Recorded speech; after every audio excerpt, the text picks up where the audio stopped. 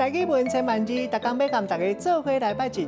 今仔日要甲大家小解这一字是正有咱大字开口的字，这里读做迎，五迎迎第五条。这个迎就有结晶的意思，变定的意思，像冰点，古早咱是讲迎点。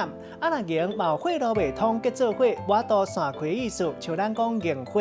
另外，这个迎嘛有心情忧郁、郁卒、苦恼的意思，像咱讲心肝有够迎。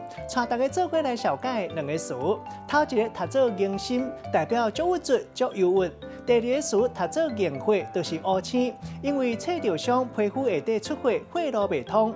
咱用一句话来举例，甲这两个词夹做伙。